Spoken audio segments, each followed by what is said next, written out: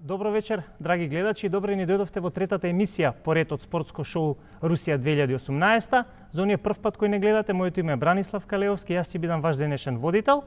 Она што е најважно, денеска ќе зборуваме за еден нов град, трет град домаќин на Русија 2018, тоа е градот Казан. Инаку во претходните две емисии зборувавме за Москва и за Санкт Петерсбург, за нивните екстремно скапи стадиони.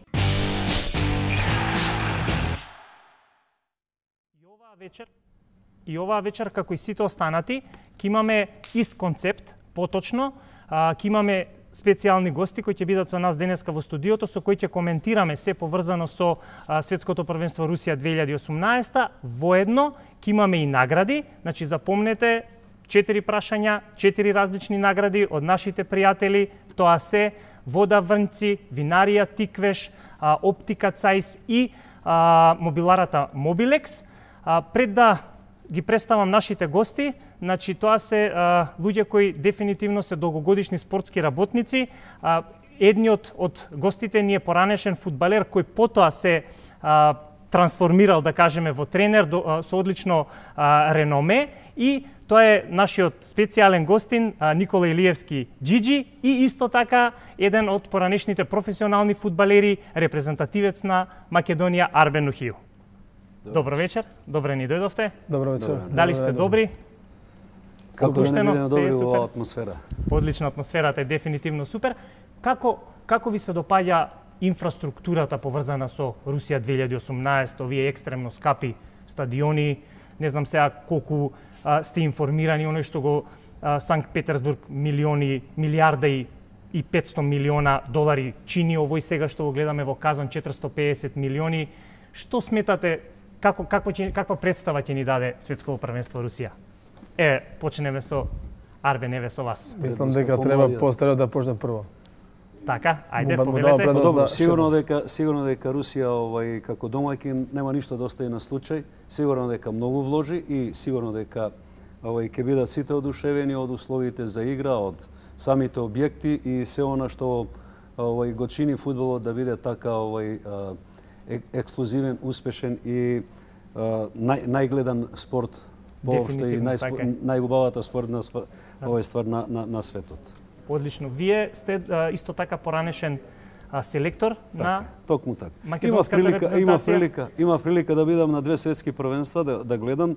Едното беше во Италија, едното во Кореја и Јапан. Што да ви кажам? Значи, импресивни моменти каде што гледате велелепни зданија, каде што ова сега што го кажувате со Санкт Петерсбург, јас имав прилика да видам еден сличен таков стадион во Сапоро, каде што е исто така затворен, каде што е прекрасен амбиентот. На тој стадион гледав надпревар помеѓу Англија и Аргентина. Значи, еден од најдобрите надпревари на тоа светско првенство. Иначе бе во улога да ги гледам нашите противници во групната фаза 2002, да. За светско, односно за европско првенство 2004 во Португалија. Така. Ете, ни кажа едниот гостин, како е вашето размислување поврзано со Русија 2018, дали ќе ни пружи врвен светски фудбал дефинитивно? Што е вашето фаворити, еве кој вас ви се поточно фаворити од репрезентации? Моје мислење, мислам дека Русија стварно е една добра држава за спорт. Значи, има долго време што вложува во спорт и плаќа добро во спорт. Значи, имат вложени добро во стадиони, како што вие се кажувате и како што видовме во телевизија. Значи, имат огромни стадиони што се инвестираат милиони. Значи, тоа е нешто за фудбалер, мислам за мене, јас мислам така. Да, од искуство го кажувам тоа дека ако гледаш добар стадион, добра атмосфера, значи можеш многу повише да даваш во фудбалот. И тоа, мислам, во Русија е сасвим добро и во најдобро ниво. И затоа и ова година ќе гледаме таму ова светско првенство. Мислам дека ќе биде едно добро светско првенство и многу јако. Така, пред да најавиме денешната група С, кои репрезентации се во неа, кои се ваши, да речеме, фаворити, кои вие сметате дека ќе остави печат на ова светско првенство? Еве сега да почнеме прво со вас. Па фаворити сега во фудбалот ја не гледам. Мислам дека сите репрезентации веќе почна да играат и квалитетни се.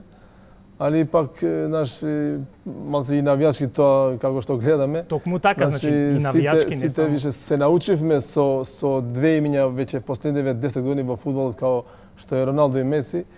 Сега Роналдо со Португалија можда потешко, али Меси со ова Аргентина мислам дека треба да стигне до крај со ова самата завршница, точно. Али во ова светско првенство мислам дека и Бразил има многу јака екипа. Имат и другите земји, само сакам да кажам дека овие две со Франција вклучено дека ќе бидат во најгоре ниво. Одлично. Па добро, сигурно дека е многу тешко да се прогнозира, се уште е далеку од почетокот на светското првенство. Од Европа би ги одвоил можда Франција и Германија, односно Шпанија, а од јужноамеричките сигурно дека е тоа Бразил и Аргентина. Така да во овие 5 репрезентации можда би требало да се бара идниот светски првак. Одлично.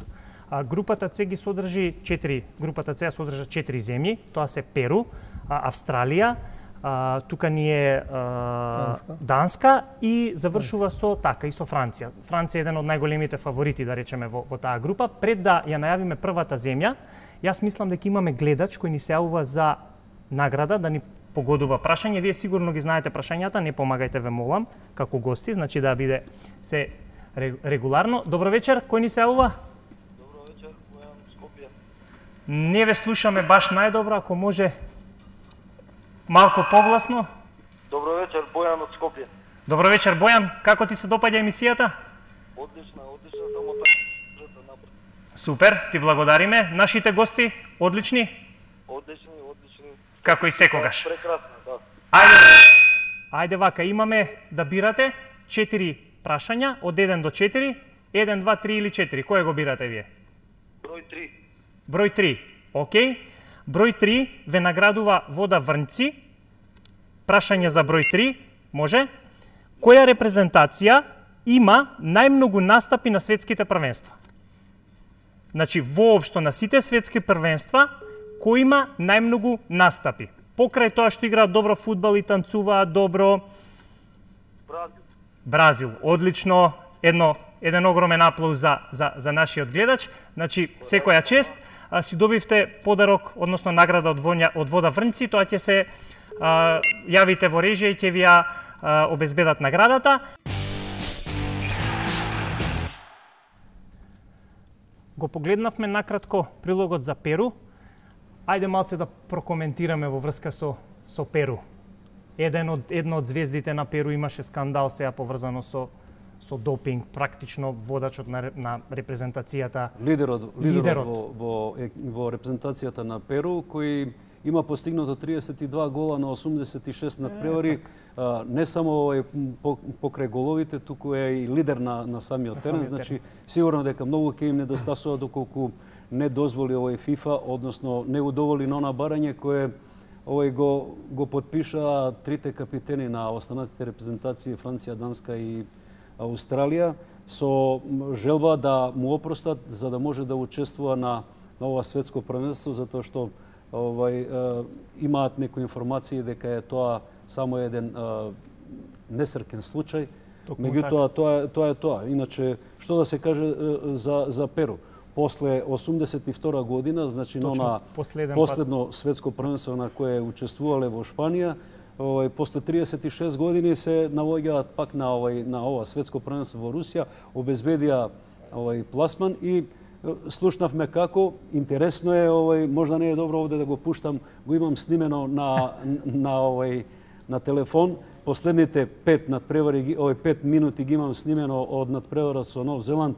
Значи тоа е котел, кошница, врие, значи тоа е ерупција, најавата и очекувањето да заврши тој надпревар каде што сите се во очекување да влезат на теренот и тоа и се случува и сигурно дека заслужува затоа што да се пласираат на 5-та позиција, да обезбедат нерешен резултат во тоа последно коло со Колумбија и да ја победат екипата, репрезентацијата на Нов Зеланд дома 2-0, во гости првата утакмица 0-0 и секако дека треба да се напомени дека ова е нивно пето учество. Значи учествувале на 4 светски првенства, ова е нивно пето учество и имаат во Мексико 70-та година, значи најдобро остварување, односно стигнале до четвртфинале.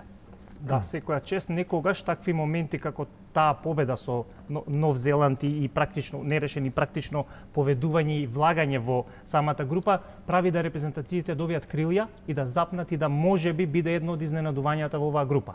Што сметате вие? Дали е возможно Перу да направи некој изненадување во групава, бидејќи тука генерално главен фаворит е Франција. Ако земеме... Добро, ја мислам дека во оваа група е фаворит Франција и Данска тука се негде, али Перу мислам дека има, како што гледам, една млада екипа.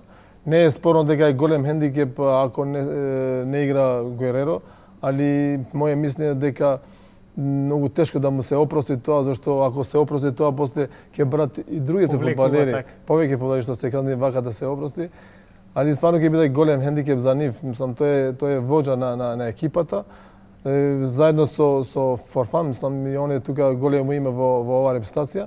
Другите, како што гледам, сите се млади играчи што играат во Мексико, повише во Мексико.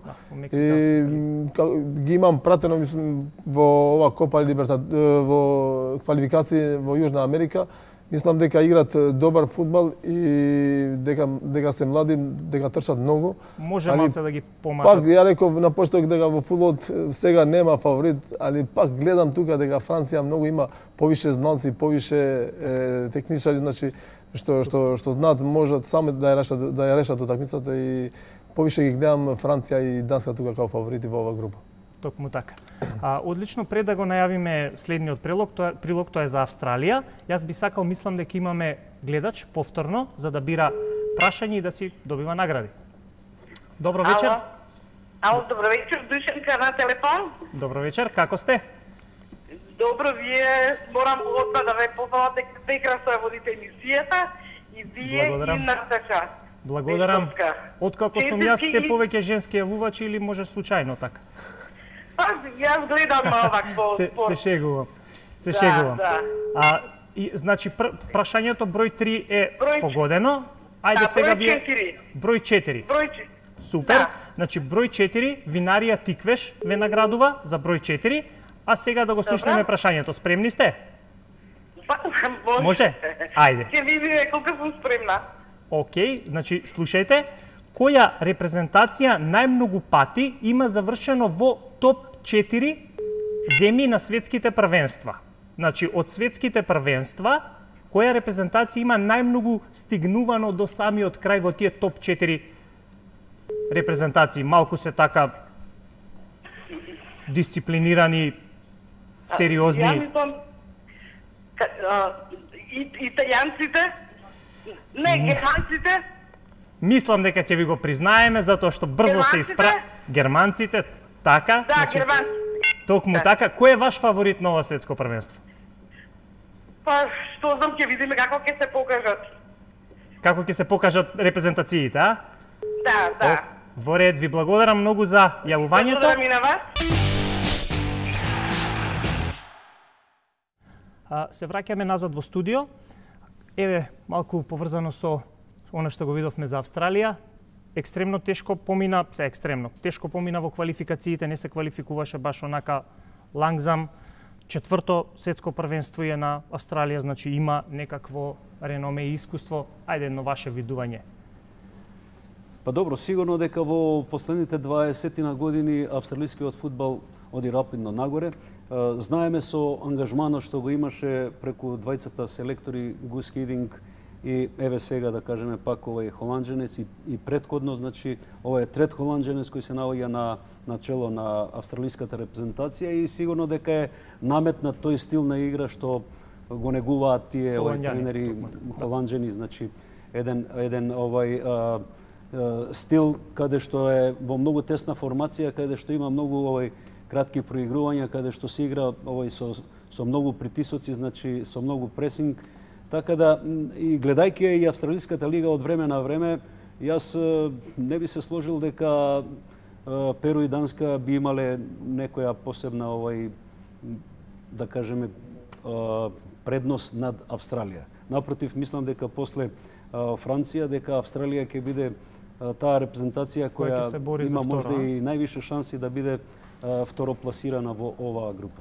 Супер, одлично. Еве, значи, предпоставувам заедно со Перу, Австралија, ете, како што ни кажа и Никола Илиевски, дека можеби ќе се бори за тоа второ место. Што е вашето размислување? Или вие сепак стоите дека Данска може малце поквалитетно од Австралија? Не, како што видов јас, Австралија има доста играчи што се надпреваруваат во англиско првенство. Значи, таму е во моментов као вожа на екипата Тим Кехил, Така. Е еден добар шпиц играч во Англија, значи е докажан играч. И скоро 80% од играчите се надпреваруваат во Англија, значи не е тоа спорно дека е добра екипа и дека ќе направи добар резултат во ова светско првенство. Значи сите играчи веќе играат и размислуваат како во Англија, како што знаеме дека англиско првенство е една од најјаките лиги во Европа. Значи не треба баш така лесно да се остави Австралија на страна. Мислам дека и они со доаѓањето на новиот тренер, како што кажува шефот холандјанец, значи знаеме дека холандските тренери имаат добар фудбал, секаде кај што биле во клубовите, значи направиле добри резултати. Така и негуваат една. Јас само би додал за Тим Кехил дека е најдобриот стрелец во Австралија на сите времиња со 48 гола на 96 средби. Токму така. Така да се работи за извонреден овој играч. Како игра, еве да речеме она што го кажавте. Добро, нешто слично, стилот на австралиската лига е сличен на англиската премиер лига.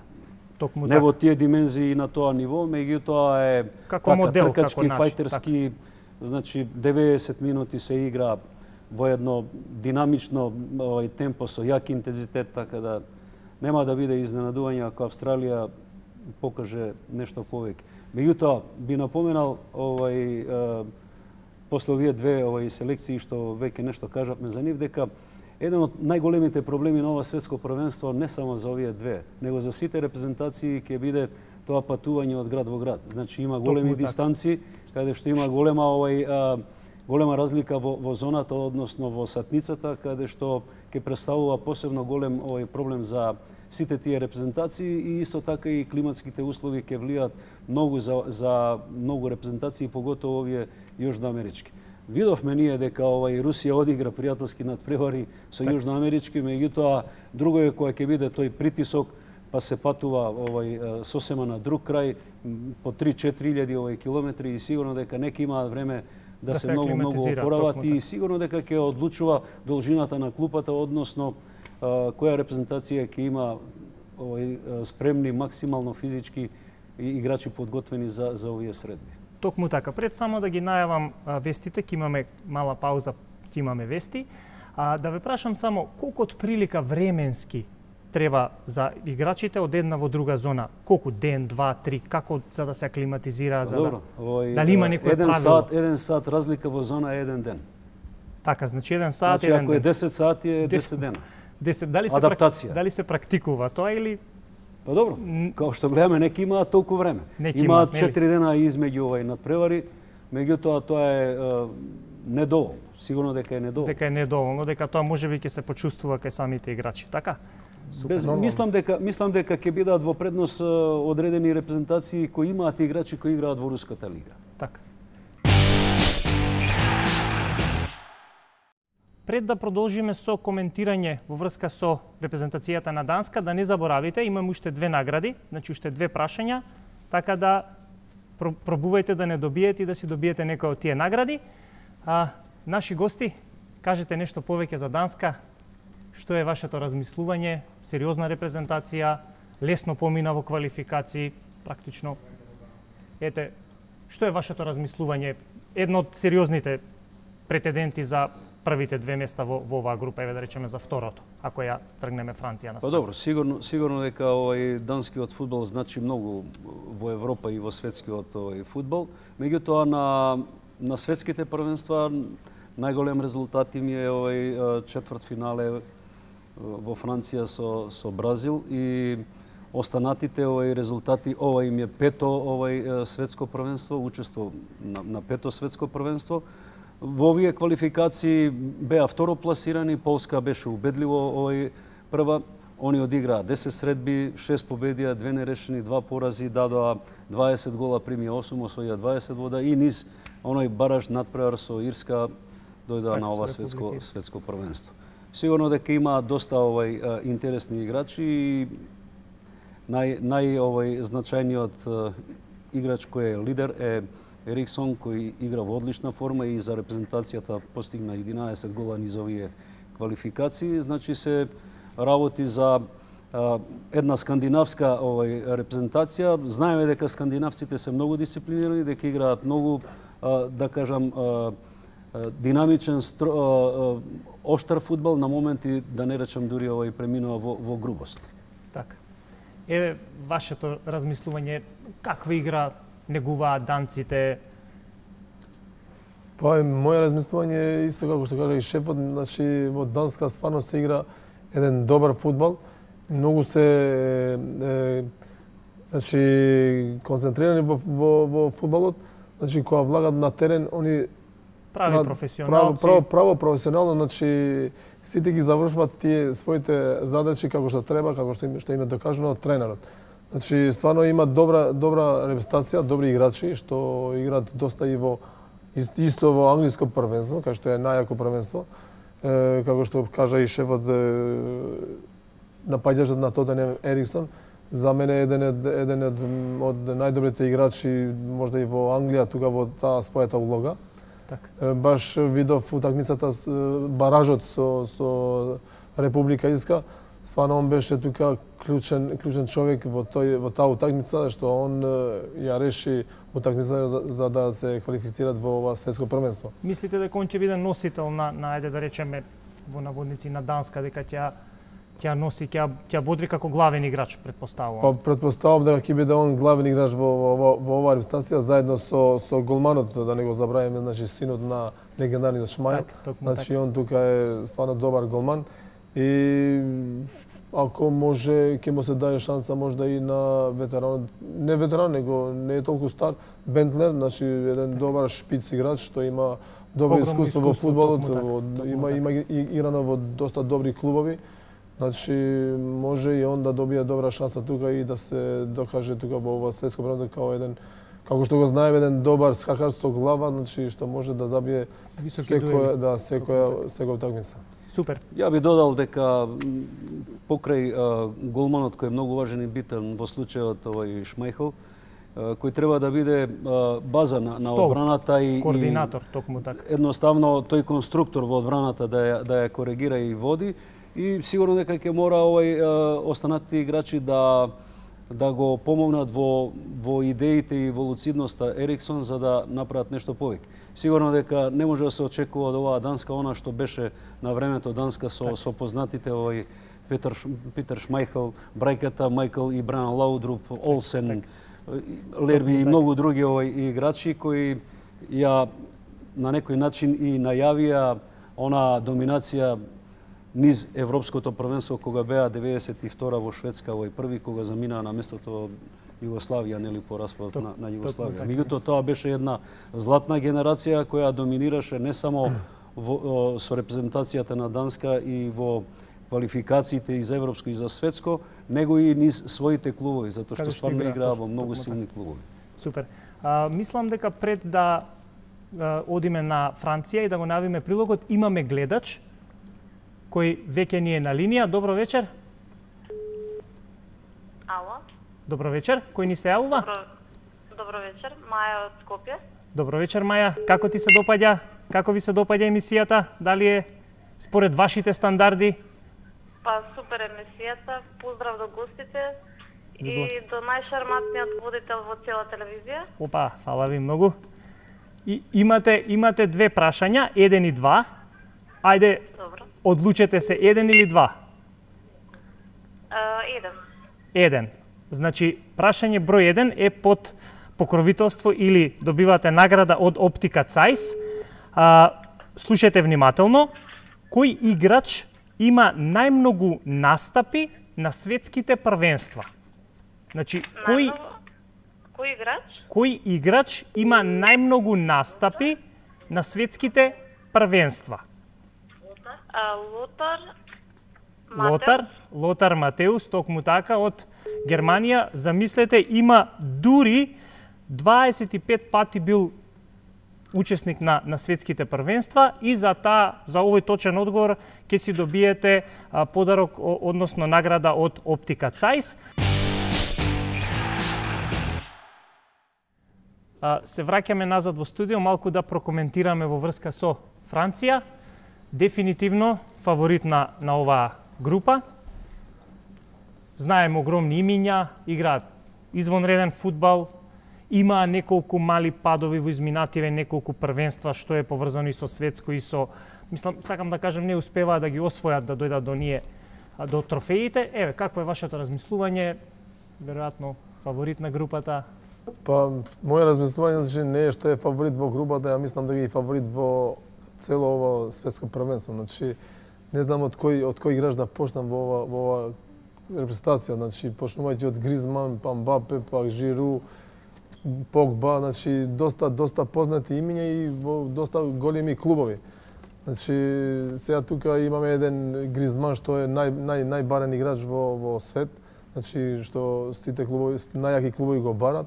Имаме еден Мбапе што е еден втор во листа на трансферите што е после Неймар. Значи, една огромна сума што стварно више во фудбалот, не знам што да кажам, 180 милиони да се даде за еден играч. Тоа е многу голема сума. Значи, стварно една репрезентација што се очекува од нив барем до финале, полуфинале, финале да стигнат. Има еден добар фудбал, сите се добри знalci во фудбалот. Имат и добар тренер. Комплетни се, апсолутно, да. Мислам дека се комплетни и во одбрана, како што еден Варан, еден штопер од Барселона и сите се добри играчи. Мислам дека најјака репрезентација во ова светско првенство. Ваше размислување, еве, имаат исто и селектор кој е веќе подолго време со нив, многу искусен, самиот им освоено светско првенство. Токму така. Редно е да се каже дека пред се во квалификациите преку тие 10 одиграни средби, 7 победи, 2 нерешени, само еден пораз од Шведска и 18 постигнати, само 6 примени голови.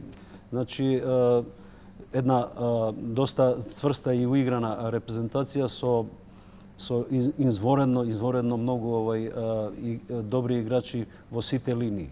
Значи, почнувајќи од одбраната со голманот преку и центар халфовите, бековите, везните играчи од средината на теренот, напаѓачите, значи секој би посекал да го има Жиру, Гризман, Ембапе. Тоа се во моментот, значи, три изворедни напаѓачи кои можат да решат во секој момент и да одлучат надпревар. Така да Франција сигурно дека ќе биде, според мене, ако не повеќе, барем во тие 4 во завршниот дел, значи во полуфинале, финале. Токму така, значи го делиме мислењето исто, јас сметам дека може да се кажете дека Франција најголемиот успех го постигна 98 година токму во Франција, таа генерација предводена од Дешамп како капитен и учесник и играч на тоа светско првенство, каде што покрај него беше Зидан, кој беше истовремено и прогласен за најдобар играч и покрај оној ексцес немил што се случи со Матераци. Исто така, значи, после само 4 години доживеа дебакл, крах на самото отварање, значи во Кореја и Јапан, односно во Сеул беше отварањето, бев присутен на тој надпревар, загубија 1-0 од Сенегал, тоа беше сензационален пораз. Зидан не го играше тој надпревар, беше повреден. Исто така, значи, 2006 година, после оној инцидент, исклучен беше Зидан, загубија од Италија на пенали и тоа е, значи, освојување на второ место. Едно прво место и едно второ место. Токму така, иначе учествуваат на 14 светски првенства од 20 до сега. Огромна традиција, историја. Имам еден прилог поврзано со ова што го кажавте, значи како Зидан го направи тој потек што го направи. А меѓутоа, пред да го видиме самиот прилог, јас би сакал да вклучам гледач кој ќе ни биде и последен за вечерва. Добро вечер. Добро вечер. Добро вечер. Кој ни се јавува? Вечер, Зоран се јавува. Како сте? Дали сте добар? Добро, со вашата емисија, малце после завршување на првенство, малце да се загрееме за Да, за првенство. токму Имате така. изваредни гости, добри водители сте. Кој е ваш фаворит на светско првенство? Дали имате Фаворите се знае Германија, али ја би сакал Франција да победи. така, значи вас ви е Германија, така? За Франција, али Токму така. Дали сте спремни за прашањето? ајде да видиме. Значи, наградата што ја добивате е практично и награда на вечерта, односно смарт телефон од мобиларата Mobilix. И нормално следи и тешко прашање, така? Да видиме. Ајде да го прочитаме прашањето. Кој играч е највозрасен стрелец воопшто на светските првенства? Највозрасен стрелец. Највозрасен стрелец на светските првенства.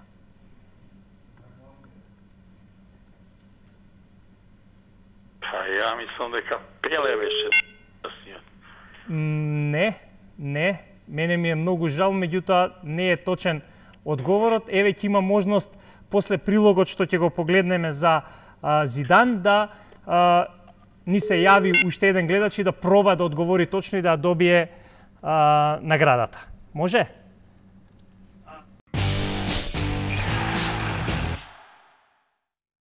Одличен мајстор на фудбалската игра кој дефинитивно остави голем белег во фудбалот, но ете, за жал на самиот крај од својата кариера можеби направи еден потек кој, еве, можеби, Арбен, вие ќе ни кажете во тој жар на фудбалската игра која се кажуваат секакви работи, се разменуваат секакви нели жаргони и така натаму, дали можете да се случи да до толку некој изнервира некого да изреагира вака на еден ваков начин? Мислам, возможно е видовме, меѓутоа, дали вас ви се случило некој да ви изнервира толку, да ви испровоцира?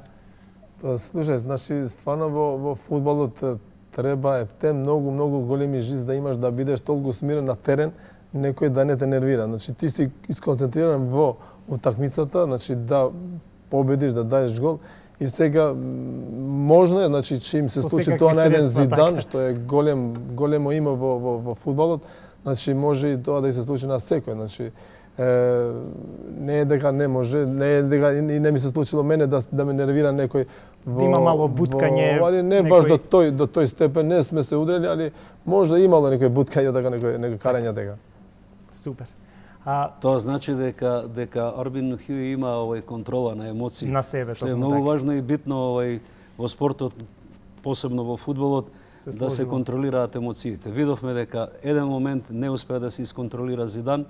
За жал, иначе можам да кажам слободно, не знам кој колку ќе се сложи со моето мислење. За мене е сигурно најдобриот везни играч на сите времења на средината од теренот. Така. Не е тоа ни Пеле ни Зидан, затоа што ни Марадона, затоа што тие два играчи носеа десетки, меѓутоа беа полушпиц играчи, не беа централни везни играчи, креатори на средината од теренот. Токму така се сложувам огромно име во фудбалот. Дали може да пробаме да погодиме да доделиме наградата? Помогнете им на гледачите ако нешто не се снаоѓа од тука со мали асоциации поврзани со прашањето.